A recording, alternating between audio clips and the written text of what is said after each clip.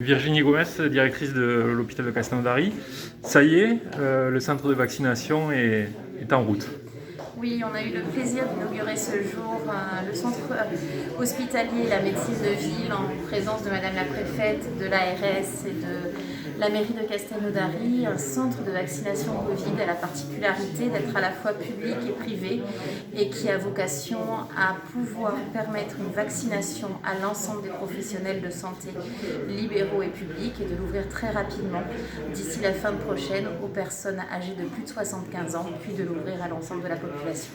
Alors combien il y avait de vaccinations prévues aujourd'hui? Est-ce que vous pouvez nous parler un petit peu du parcours pour se faire vacciner?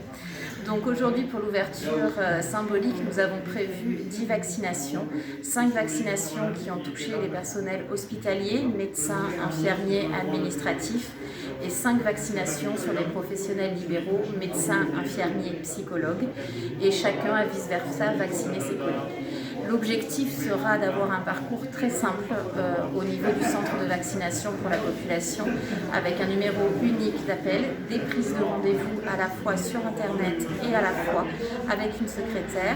Et on veut absolument insister sur le fait que le rendez-vous est une obligation. On ne peut pas mélanger les flux, le virus circule, c'est pas parce qu'on est vacciné qu'on ne risque pas quelque chose. Donc à chaque fois, il y aura une secrétaire qui vous permettra d'entrer dans nos locaux, une salle qui est dédiée au recueil du consentement, il y a une visite de pré-consultation, une salle qui est dédiée avec le médecin et l'infirmier qui procéderont à la vaccination, et puis vous attendrez pendant entre 20 et 30 minutes dans une salle de surveillance et vous pourrez re-rentrer chez vous. Donc c'est un parcours tout à fait organisé et sécurisé, et le fait que le centre de vaccination est dans les locaux de l'hôpital garantit vraiment une sécurité maximum. Alors ici, ce centre de vaccination, il a été montré à très grande vitesse, vous avez réussi, c'est un signe de réactivité. Est-ce que vous pouvez nous expliquer un petit peu comment se fait le partenariat, notamment entre la médecine libérale et les médecins du centre hospitalier? Bien sûr. Je pense que c'est la force de notre territoire, de la ville de Castelnaudary, un centre hospitalier de proximité, mais qui fonctionne grâce et en lien avec les partenariats libéraux.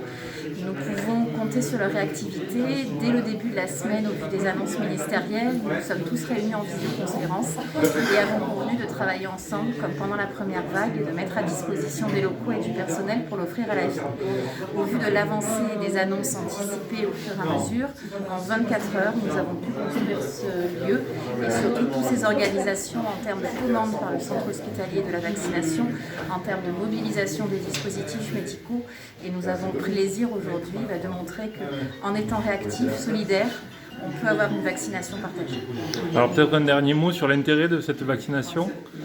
L'intérêt de cette vaccination, je pense que les chiffres peuvent parler d'eux-mêmes.